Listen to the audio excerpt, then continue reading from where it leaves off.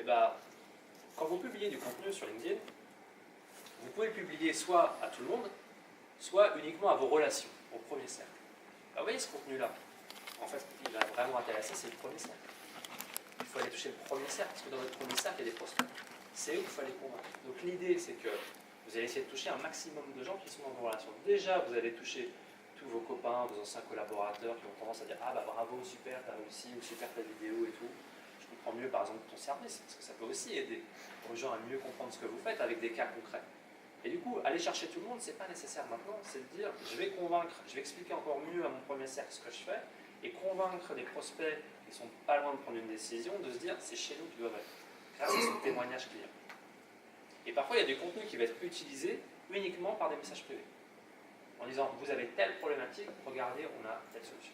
Regardez, on a écrit un article dessus, ou ah bah, j'ai rédigé un post il y a 1 mois et demi là-dessus, sur votre problématique que vous posiez sur LinkedIn, je vous lui envoie un message privé, ou suite à un échange, peut-être un message privé, vous répondez à la question par un contenu. Vous éduquez le prospect.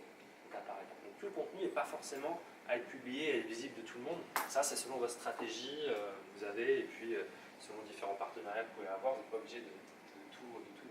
Voilà, et ça, c'est un exemple par exemple, de webinaire et un certain nombre de prospects à qui vous envoyez le webinaire pour qu'ils puissent s'inscrire derrière. Voilà, ça dépend des étapes pour les amener à l'achat. Est-ce que vous avez des questions sur ce qu'on a vu juste maintenant? Oui. J'en ai une parce que je n'étais pas là au premier atelier que vous avez fait en début d'année. La question du langage me paraît extrêmement importante pour ma part. Moi, je trouve commencer une page LinkedIn en anglais parce que j'ai plutôt d'avoir une chalandise à l'international. Ça me paraissait plus simple et véhiculaire d'utiliser l'anglais. Après, la question du bilinguisme, bien sûr, se pose, du trilinguisme peut-être pour certains aussi, parce qu'il y a la chalandise aussi sur le marché hispanophone ou autre. Donc après, c'est la question de savoir comment on communique sur cette partie. Bien sûr, certains communiquent d'abord en français, puis après en anglais. D'autres ont fait la démarche inverse. Et la question se pose par rapport au contenu. Est-ce qu'on est capable, nous, par exemple, de faire du contenu en anglais? J'imagine c'est assez simple sur un post. Mais quand il s'agit de faire de la vidéo en anglais, là, c'est un petit peu plus compliqué. Moi, je pourrais le dire très honnêtement. Et puis voilà, donc je ne sais pas si vous avez déjà évoqué cette question. Oui, on a parlé de ça. On a parlé de ça dans le premier atelier. Alors en fait, comment ça fonctionne LinkedIn quand on a un profil en plusieurs langues ou quand on a une page dans une langue étrangère? En fait, LinkedIn s'adapte à la langue par défaut que vous avez choisie sur LinkedIn. C'est-à-dire que si vous avez décidé d'avoir un LinkedIn en français, vous verrez le contenu en français. Si vous avez un contenu, c'est-à-dire si vous avez dans les paramètres, si vous êtes en anglais, vous verrez que du contenu en anglais. Mais des contenus aussi en français, si vous suivez déjà en français. Des contenus en italien aussi. Voilà, exactement. Alors la problématique, c'est que parfois LinkedIn a du mal un peu à capter la différence entre les langues. Entre l'espagnol et l'italien, c'est un robot, il a du mal à voir la subtilité de ça. Ce qui est intéressant en fait, c'est d'abord quand on a un profil en plusieurs langues, si moi je recherche par exemple votre profil, et que par défaut, par exemple dans le paramétrage c'est en italien, et que vous avez votre profil en italien, je le verrai en italien par défaut. Si en revanche vous avez un profil en français et en italien, et que par défaut vous avez choisi votre profil en français, et que j'ai mon paramétrage en espagnol, attention c'est de la technique, c'est que si je tombe sur votre profil, du coup je tombe celui par défaut. Français, italien, mais par défaut c'est français, ça veut dire que par défaut s'il n'y a pas de réponse, s'il n'y a pas la même langue, par défaut je tombe sur le français. Donc en général on a tendance à mettre par défaut l'anglais. En fait, le profil c'est mieux de le mettre en anglais, puisque si j'ai un profil en français et en anglais, ok, les français tomberont sur mon profil en français, par contre en gros les anglophones et toutes les autres langues vont tomber sur en anglais, ce qui est beaucoup plus pertinent que le français. Donc du coup, en fait c'est plus, alors juste pour répondre sur le contenu, c'est plus une question de segmentation et de temps disponible. C'est-à-dire que, alors vous avez créé par exemple une page entreprise en anglais, très bien. Ce que je disais dans le premier atelier, c'est que l'algorithme de LinkedIn, par défaut, donne plus de visibilité à un profil qu'à une page. Je dis pas que du coup c'est...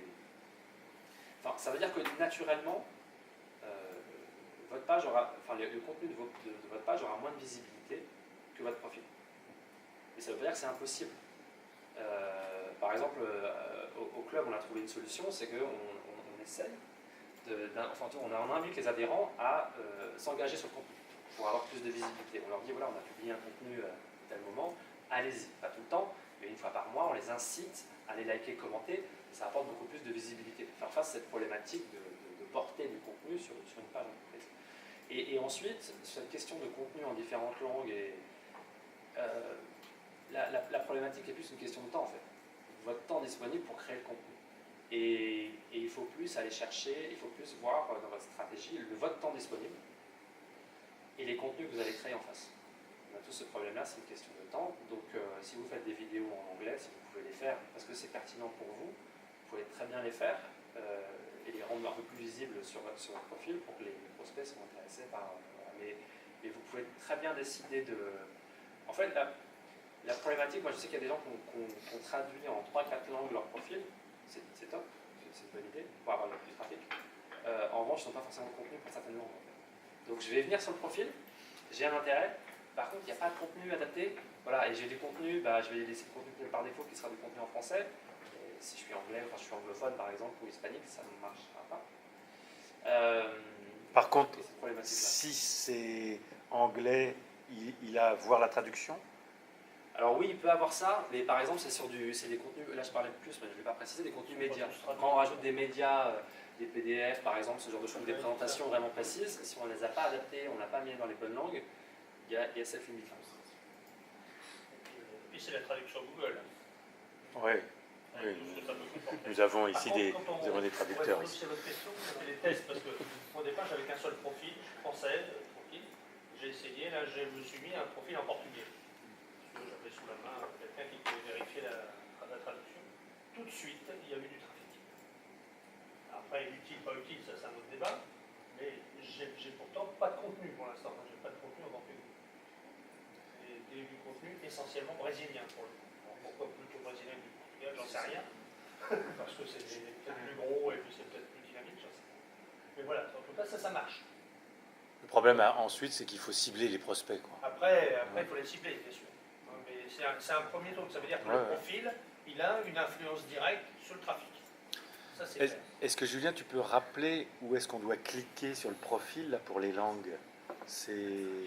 Pour ajouter une langue? Oui. Je peux peut-être le montrer. Ouais, ok. Ce sera plus facile.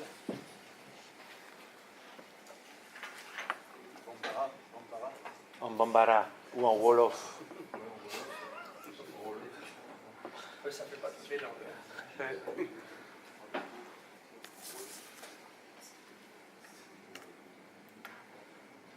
Oui, d'ailleurs, Kéline ne propose pas toutes les langues. Dans les langues, oui, j'ai pas regardé. Oui. Et même, il ne fait pas de subtilité. Quand il met anglais, c'est anglais. Il n'y a pas d'anglais américain, il n'y a pas d'anglais australien, il n'y a pas d'anglais... C'est de l'anglais. Ceci dit, quand tu fais une vidéo comme il disait, une vidéo, on se retrouve face au client, on peut faire une vidéo en anglais face à notre client, quoi. Alors évidemment, si l'anglais n'est pas de Oxford ou de Cambridge, je ne pense pas que ce soit un problème par rapport à l'écrit. Comme tu dis, l'écrit, ça doit être nickel, ça doit être... Il n'y a rien de pire que de mal écrire une langue étrangère. Tiens, la langue, je suis... Language. Mais toi, tu es en français ou en anglais, toi? Oui. S'il vous plaît, Vas-y.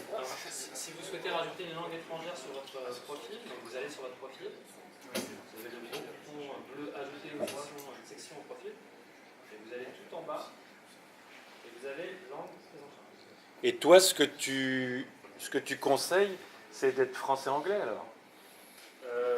Au moins français-anglais avec l'anglais par défaut. Anglais par défaut.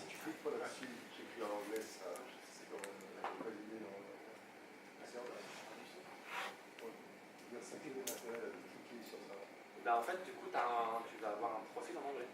Tu as ton profil présenté en français et tu as un profil en anglais. Dans les deux langues,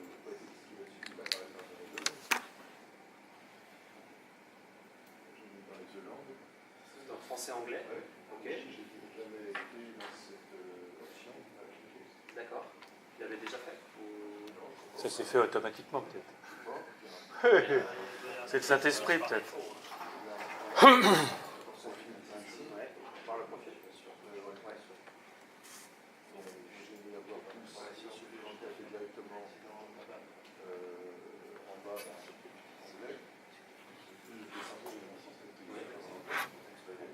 Ah oui, oui, mais c'est différent. Hein. On parle pas de la même chose. En fait, là, par exemple, sur mon profil, si tu regardes à l'écran, Ouais. voilà. Si tu regardes en haut à droite, tu vois français et English. Où ça? En haut à droite. Et en fait, là, j'ai deux langues, mais je pourrais après en avoir 3, 4, 5, 6. Et le fait d'ajouter une session, c'est que tu as vraiment, c'est la même URL, tu as ton profil, mais que tu as traduit en anglais. C'est-à-dire que par exemple, sur certains mots-clés importants pour toi, forcément un anglophone, tu n'as pas les mêmes mots qu'un francophone, mais du coup, il va te trouver beaucoup mieux si tu traduis. Alors, c'est pas la traduction automatique, c'est à vous de traduire. Un vrai travail. Voilà. Et donc, c'est dans ajouter une section au profil. Je n'écoute pas, Bruno, en fait. Oui, non, non, mais c'est pas sérieux ça. Langue prise en charge. S'il vous plaît, écoutez, concentrez-vous, hein, parce que Sylvie aussi n'écoute pas. On t'écoute. Voilà. Et langue du nouveau profil, là, tu peux choisir. Oui, il fallait le dire, on dit jamais rien. Voilà. J'ai pas compris. C'est tout. Voilà. Et après, il faudra que tu... Alors, ça dépend, parce que le fait que tu ne pas maintenant, il va falloir que tu rédiges après les différentes sessions. Donc, prends le temps de... On recommence. Moi, je suis pas le seul à m'avoir écouté. J'ai posé la bonne question à première vue, hein. Elle était pertinente. J'essaye. Donc, vous allez sur votre profil. Oui. Vous allez faire. Ouais. Et ensuite, vous allez sur ajouter une section au profil. Sur le bouton bleu, tout en bas, vous avez langue prise en charge. Je clique dessus. Non, je ne suis pas trouvé là. Hein. Ça dépend des supports aussi, si on est sur PC, iPad ou... Ouais, sur tablette. Sur tablette, ça apparaît pas forcément.